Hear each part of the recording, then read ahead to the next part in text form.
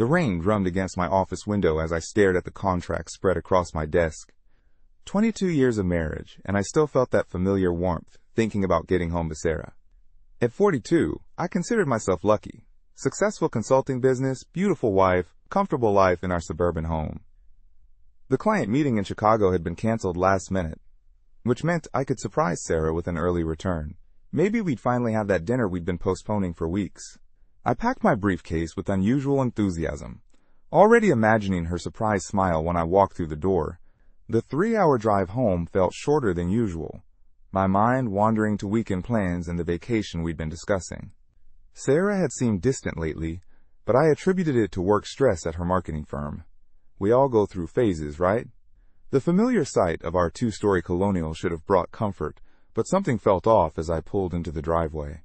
3 cars I didn't recognize sat parked along our street, a black BMW, a silver Audi, and a red Corvette, expensive cars for our quiet neighborhood.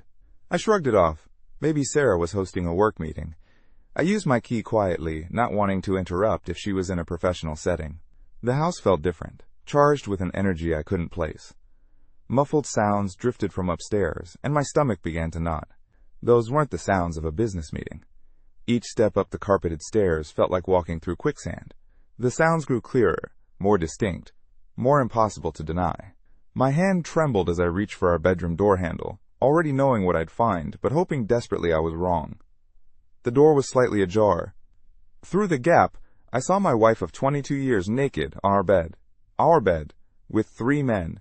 One I recognized immediately, Jeff Davis, her boss at the marketing firm. The other 2 were strangers, but their expensive suits lay crumpled on our bedroom floor next to their discarded shoes and watches. Time stopped. The world tilted sideways, and I gripped the doorframe to keep from falling. Sarah's face was flush with pleasure I hadn't seen in years, her body moving with an enthusiasm that felt like a knife twisting in my chest. She was laughing, actually laughing, as Jeff whispered something in her ear. My vision blurred, my chest constricted until I could barely breathe. 22 years of marriage, of trust, of building a life together, and this was happening in our bedroom, on our anniversary sheets while I was supposed to be in Chicago.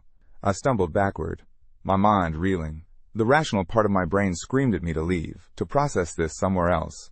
But something deeper, something primal, rooted me to that spot. I needed evidence. I needed proof that this nightmare was real. My phone. I pulled out my phone with shaking hands and started recording through the crack in the door.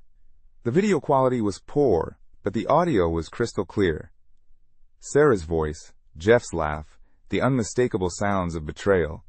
3 minutes of footage that would change everything.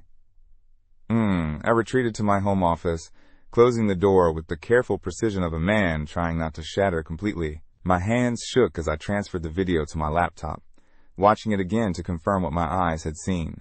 Each replay felt like swallowing glass. 22 years.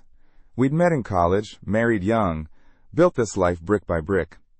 I'd worked 60-hour weeks to afford this house, these cars, the lifestyle Sarah wanted. I'd missed dinners, canceled trips, postponed dreams, all for us, for our future, and this was how she spent her afternoons. The rage came in waves. First, the hot flash of humiliation. How long had this been going on? Who else knew? Was I the laughingstock of her office, the clueless husband everyone pitied? Then came the deeper anger, the kind that burns cold and steady. She'd made me complicit in my own betrayal, using my money to maintain the house where she entertained other men. I thought about every recent conversation, every excuse about working late, every time she'd seemed distracted or distant. The pieces fell into place with sickening clarity. The new lingerie I'd found in her drawer, lingerie she'd never worn for me. The sudden interest in the gym, the new hairstyle, the way she'd started keeping her phone face down during dinner. My phone buzzed. A text from Sarah. Working late again tonight. Don't wait up. Love you. Love you. The words felt like mockery now. I stared at the message until the screen blurred, then typed back, okay, love you too. Even in my rage, the automatic response came naturally. 22 years of conditioning doesn't disappear in an afternoon, but something was crystallizing in my chest. A cold, hard resolve that felt foreign yet necessary. I wasn't going to be the victim in this story. I wasn't going to slink away quietly while they laughed about the fool upstairs. If Sarah wanted to play games, I'd show her what a real player looked like. I spent the next hour in my office, formulating a plan with the methodical precision that had made me successful in business. The sounds from upstairs had stopped, replaced by the murmur of conversation and running water. They were cleaning up, preparing to return to their normal lives as if nothing had happened. First, I needed more evidence. I crept downstairs to the garage and retrieved my old digital camera, better quality than my phone and less traceable. The men's car keys lay scattered on our kitchen counter like trophies. I pocketed them all, then slipped outside. The afternoon sun felt surreal against my skin as I methodically let the air out of all 3 tires on each car. Not slashing, that would be property damage. Just deflating, a minor inconvenience that would buy me time. I photographed each license plate, then returned inside to wait. 20 minutes later, I heard movement upstairs, the rustle of clothes, hushed voices, the sound of people preparing to leave. I positioned myself in the living room where I could see the front door and called Sarah's cell phone. "Hey, honey," I said when she answered, my voice steady despite the adrenaline coursing through my veins. "The Chicago meeting got canceled. I'm about 20 minutes out. Thought I'd surprise you."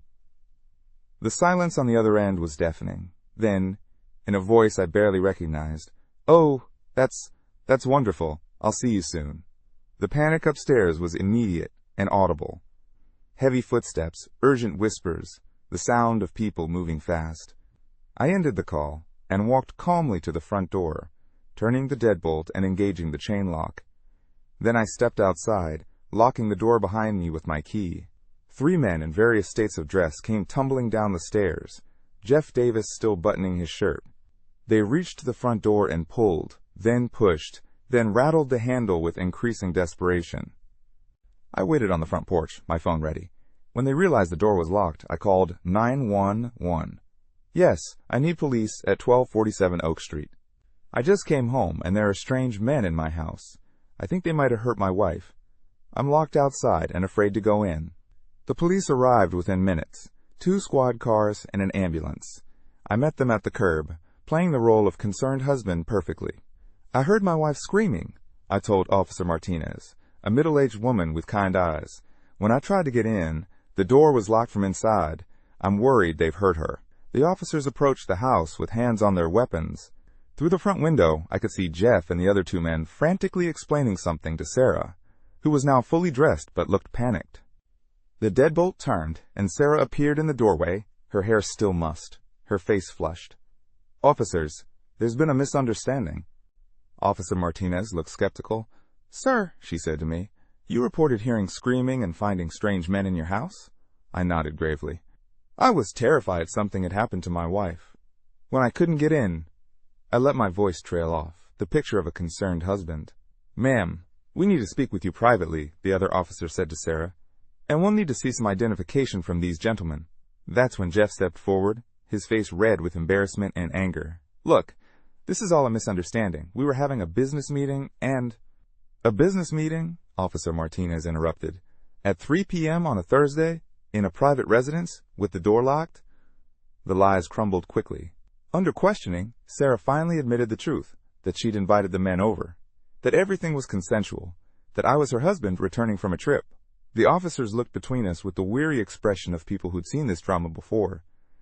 "So let me get this straight," Officer Martinez said. "You called us claiming these men had assaulted your wife, when you knew they were here by invitation?" "I didn't know anything," I said truthfully. "I came home, heard strange sounds, saw strange cars, and feared for my wife's safety. I did what any husband would do." Jeff stepped forward, his face twisted with anger. "This is harassment. We demand." "You demand?" I laughed, a sound that surprised even me with its coldness. "You're in my house with my wife, and you demand something? Gentlemen, I think you'll find your cars have some tire trouble. Might want to call AAA. The realization hit them simultaneously. They rushed to their cars, finding exactly what I'd left for them. Jeff spun around, his face purple with rage. "You son of a—" "Careful," Officer Martinez warned. "You're already in a compromising position here." As the men dealt with their deflated tires and called for help, I turned to Sarah. For the first time since I'd discovered her betrayal, we were face to face. Her eyes were red with tears, her face a mask of shame and defiance. 6 months. Half a year of lies, of coming home to a woman who was betraying me daily. 6 months of, I love you and how was your day, while she planned her next encounter. True to my word, when Sarah hadn't finished packing after an hour, I began carrying her belongings outside. Clothes, shoes, jewelry, books, everything that was hers found its way to our front lawn. The bed came last, the king-size mattress and frame that had hosted her betrayals. I dragged it outside piece by piece, my neighbors watching from their windows with a mixture of shock and fascination. Sarah stood on the sidewalk, crying and pleading, but I felt nothing. The rage had burned itself out, leaving behind something harder and cleaner. She could stay at her sister's, or with Jeff, or in a hotel. That was no longer my problem. Over the next few days, I discovered the full scope of her deception. Hidden in her dresser, I found DVDs, homemade recordings of her encounters with various men over the years. Her tennis instructor, colleagues from work, men I'd met at company parties and shaken hands with, never knowing they'd been intimate with my wife. The emails were worse. Conversations with her friend Sarah, detailing her contempt for me, her plans to divorce me once she'd secured her financial position, her amusement at my obliviousness. He worked so hard to give me everything I want, she'd written. If only he knew what I really want. I called my friend Ted, a lawyer who specialized in family law. We met at his office the next morning, and I laid out everything. The videos, the emails, the photographs, the timeline of deception. This is comprehensive, Ted said, reviewing the evidence. But David, are you sure you want to go nuclear? Sometimes it's better to just walk away. I'm not walking away, Ted. I'm walking forward. But I want justice first. We started with Jeff Davis and his company. Ted and I requested a meeting with Bill Evans, the company owner, ostensibly to discuss a potential consulting contract. When we sat down in his conference room, I placed a tablet on the table and pressed play. Bill's face went white as he watched his marketing director having sex with a client's wife in what was clearly a pattern of workplace misconduct. Turn it off, he said quietly. There's more, I said. Hours of footage, multiple employees, multiple married clients. I imagine the liability issues alone would be staggering. The settlement came quickly. Bill Evans offered $2.7 million to keep the videos private and agreed to terminate Jeff Davis immediately. Jeff, desperate to avoid criminal charges and public humiliation, gave up any leverage he might have had. The tennis club, was next. Harry Riel, the owner, had been facilitating affairs between his instructors and married members for years, taking a cut of the, quote, private lessons. When he refused to settle, we took him to court. The jury awarded us $3 million in damages, and half his membership canceled within a month. The 2 other men from that first day, clients of Sarah's firm, each paid $1 million to avoid having their own marriages destroyed by public exposure. By the time the divorce was finalized, I'd accumulated enough evidence in financial settlements to ensure Sarah received only what the law required: the house, which I no longer wanted, and her car. No alimony, no shared assets, no ongoing financial connection.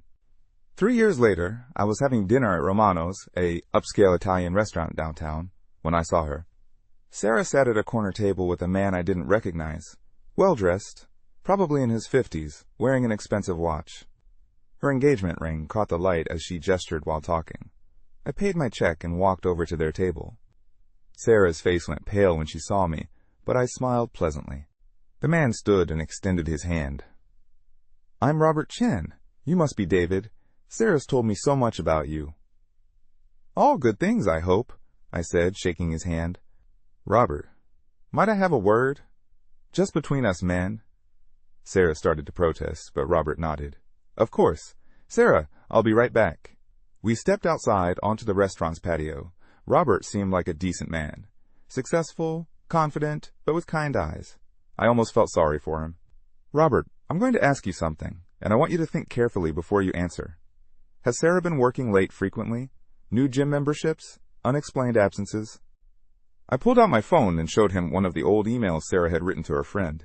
The one where she described her ideal husband: rich enough to support me, busy enough to leave me alone, and trusting enough not to ask questions. While she was married to me. Robert, I'm not here to ruin your evening or your relationship. But you seem like a good man, and good men deserve the truth. Check your home security cameras. Check her phone records.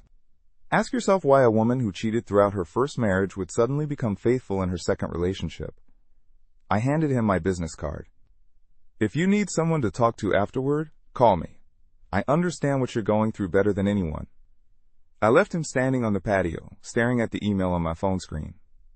Through the window, I could see Sarah watching us anxiously from their table. I checked, he said simply. The camera's at my house. She's been bringing men there while I'm at work. Jesus Christ, David, how did you survive this? One day at a time, I said, and by remembering that her choices say nothing about your worth as a man.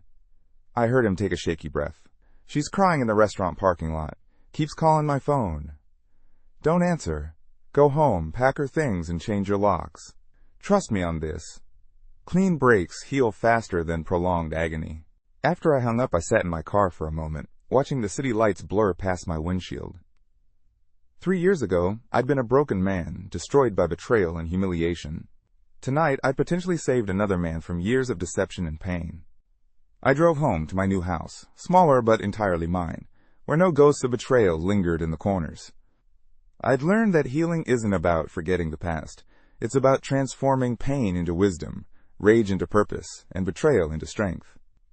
Some scars never fully fade, but they can become sources of power, rather than weakness. Sarah had taught me that trust, once broken, reveals the true character of everyone involved. She'd shown me her character clearly, and, in doing so, had forced me to discover my own. I was stronger now, wiser, more careful with my trust, but not cynical about love itself. The right person would earn that trust honestly, and I would recognize the difference because I'd learned the cost of blindness.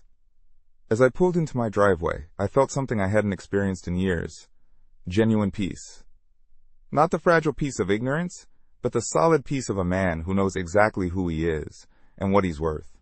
Sarah had tried to destroy me, but instead she'd forged me into something harder and more valuable. For that, in a strange way, I was almost grateful.